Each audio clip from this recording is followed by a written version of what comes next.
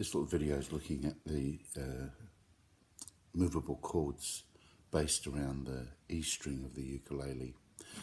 That's this second string here. The first shape that we want to look at that's going to become a movable chord is an F chord. Most people usually hold the F chord with the index finger on the E string on the first fret and their middle finger on the G string on the second fret. To make this into a movable chord, I just want you to change your fingering and use your middle finger on the E string on the first fret and your ring finger on the G string on the second fret. That's an F chord, and it takes its name from the E string where we're playing an F note. Okay? Now what we're going to do is slide that up the ukulele and put the bar in behind it. That's F sharp. Slide up one more. When the bar is on the second fret and the F chord shape is laid in front of it, you have a G. G sharp.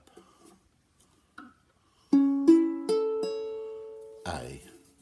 So when the bar is on the fourth fret and the fingers are laid in front of it in the F shape, we have an A. That continues all the way up the neck. So A, B flat, B, etc.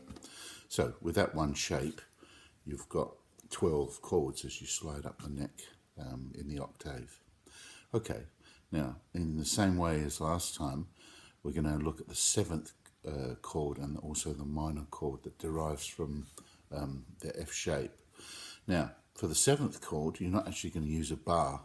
Hold your normal F, which is the index finger on the E string on the first fret and your middle finger on the G string on the second fret. Put this finger in, it's on the C string on the third fret. And now put your pinky in, it's on the A string on the third fret. Play that one at a time, the notes one at a time, make sure they're good and clear. Okay, that's a full F7. Now, that F7 can be carried up the neck, F sharp 7 on the second fret, G7 on the third fret, G sharp, A. So by the time your index finger is up on the fifth fret, you're playing an A7. And again, as with the other chords, that continues all the way up the neck. In the interest of keeping the video short, I won't go all the way up. Okay, so that's the seventh shape, based around the F chord and taking its name always from the note that you're playing on the E string. Okay, now the minor shape. Most of you will know F minor is usually played with the index finger on the G string on the first fret, the middle finger on the E string on the first fret, and then the pinky catching the A string on the third fret. Beautiful chord. Okay, now we're going to play it slightly differently because we're going to make this a movable chord. Again, it's not a bar chord.